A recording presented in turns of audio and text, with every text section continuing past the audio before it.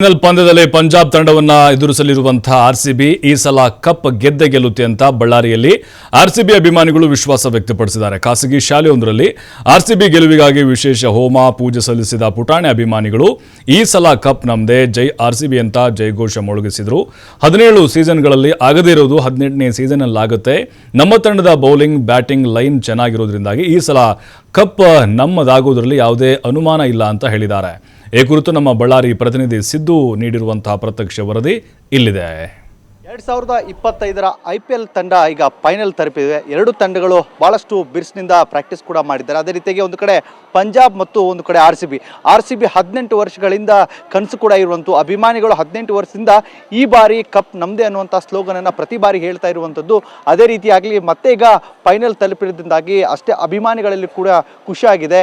ಈ ಬಾರಿ ಗೆದ್ದೇ ಗೆಲ್ತೀವಿ ಅಂತ ಹೇಳ್ಬಿಟ್ಟು ಆತ್ಮವಿಶ್ವಾಸವನ್ನು ಕೂಡ ಆಟಗಾರರು ಕೂಡ ಇರುವಂಥದ್ದು. ಆದರೆ ಆಟಗಾರರು ಗೆಲ್ಲಲಿಕ್ಕೆ ಅಲ್ಲಿಯ ಸ್ಥಳೀಯ ಮಟ್ಟದಲ್ಲೂ ಕೂಡ ಸಾಕಷ್ಟು ಪ್ರೋತ್ಸಾಹ ಕೂಡ ಕಂಡು ಬರ್ತಾ ಇದೆ. ಈಗ ನಾವು ಬಳ್ಳಾರಿಯ ವಾಸವಿ ಶಾಲೆ ಏನಿದೆ ಆ ಶಾಲೆಯಲ್ಲಿ ಕೂಡ ಇದ್ದೀವಿ. ನೀವು ಸಹ ಗಮನಿಸ್ತಾ ಇದ್ದೀರಿ ಆರ್ಸಿಬಿ ಅಂತ ಹೇಳ್ಬಿಟ್ಟು ಒಂದು ಜಲ್ಲಿ ಕಲ್ಲುಗಳೇನು ಬರ್ತಿ ಆ ಕಲ್ಲುಗಳಲ್ಲಿ ಈ ಸಲ ಕಪ್ ನಮ್ಮದೇ ಅನ್ನುವಂಥ ಸ್ಲೋಗನ್ ಏನಿದೆ ಬಹಳಷ್ಟು ಸುಂದರವಾಗಿ ಇಲ್ಲಿ ಮಾಡಲಾಗಿರುವಂಥದ್ದು. ಅದರ ಜೊತೆಯಾಗಿ ಶಾಲೆಯ ಮಕ್ಕಳು ಸೇರಿಕೊಂಡು ಇಲ್ಲಿ ಹೋಮ ಹವನಗಳನ್ನು ಕೂಡ ಮಾಡ್ತಾ ಇದ್ದಾರೆ. ಎದುರುಗಡೆ ನೋಡ್ತಾ ಇದ್ದಾರೆ ಭಾರತಾಂಬೆಯ ಫೋಟೋ ಕೂಡ ಇದೆ.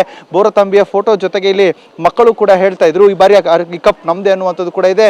ಜೊತೆಯಾಗಿ ಇಲ್ಲಿ ಕನ್ನಡದ ಬಾವುಟಗಳೇನಿದೆ ಆ ಬಾವುಟಗಳು ಕೂಡ ಇಲ್ಲಿ ರಾರಾಜಿಸ್ತಾ ಇದ್ದಾವೆ. ಈ ಬಾರಿ ಕಪ್ ನಮ್ಮದೇ, ಯಾಕಂದ್ರೆ 18 ವರ್ಷಗಳಿಂದ ನಮ್ಮ ಕನ್ನಡಿಗರ ಕನಸಾಗಿತ್ತು.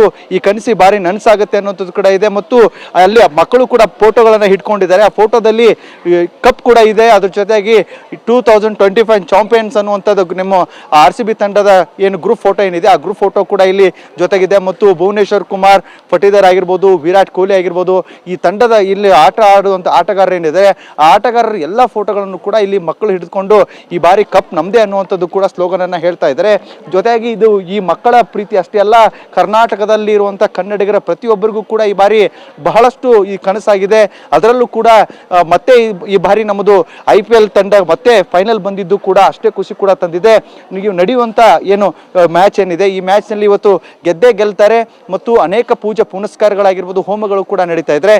ಈ ಜೊತೆಯಾಗಿ ನಮಗೆ ಇಲ್ಲಿ ವಾಸವಿ ಶಾಲೆಯ ಸರ್ ಇದ್ದಾರೆ, ಅವ್ರನ್ನೇ ಮಾತಾಡ್ತಾ ಹೋಗ್ತೀನಿ. ಸರ್, ಇವತ್ತು RCB ಫೈನಲ್ ಮ್ಯಾಚ್ ಇದೆ.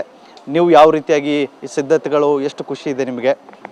ಸರ್, ಇದು 18 ವರ್ಷದ ಕನಸು, ಎಲ್ಲರ ಕನಸು, ನಮ್ಮ ಕರ್ನಾಟಕದ ಕನಸು.